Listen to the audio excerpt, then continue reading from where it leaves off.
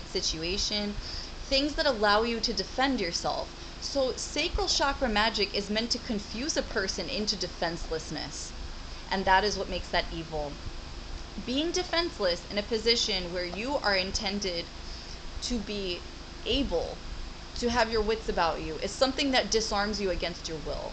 And it disarms you in such a way where if you chose to fight, you wouldn't actually maintain that choice well, because you wouldn't know what was stopping you from defending yourself.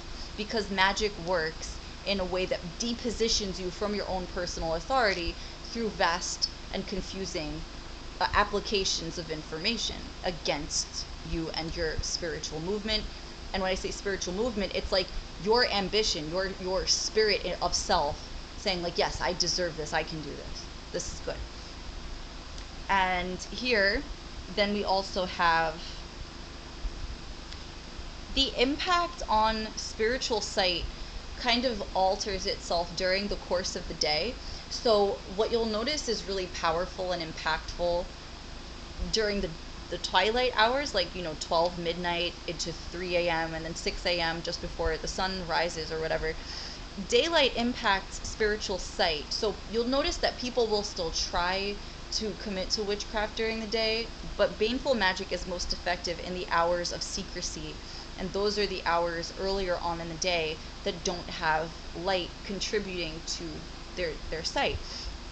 So this issue here actually has to do with the hours of the day being significant. You'll notice that a lot of attacks will actually happen way early in the morning and then kind of wane off around lunchtime until after everybody's eaten, and then the solar plexus and the sacral chakra magic will start to happen to create fear, literally, around the times that people are bringing their younger children home from school, following lunch breaks, free hours in the day that are like weird openings for windows of certain events to take place.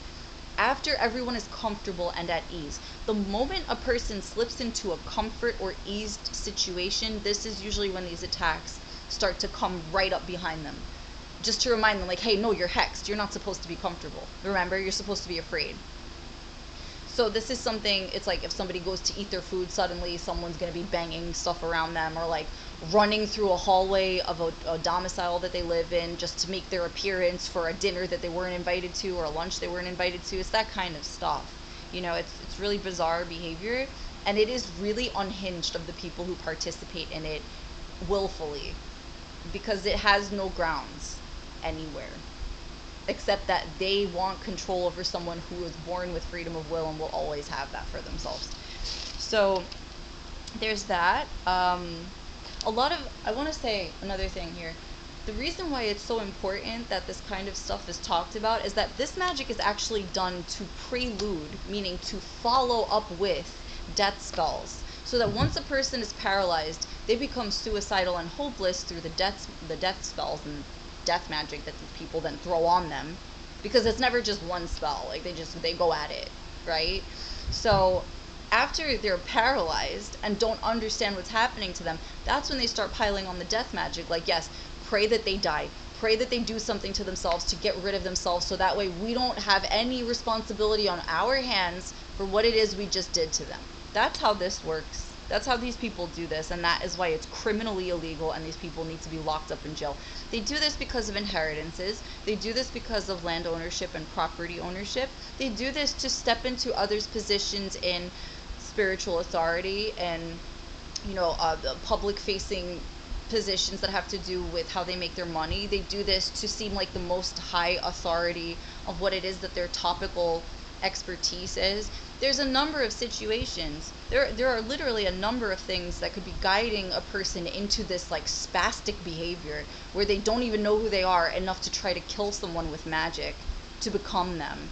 But this is truly what it is that we're dealing with. We're dealing with people who don't have control of their impulses and see no need for people to have control of their impulses outside of their own control of someone, which is truly bizarre. It's detrimental to anyone who experiences it. So we also have the fight or flight and combat sensories are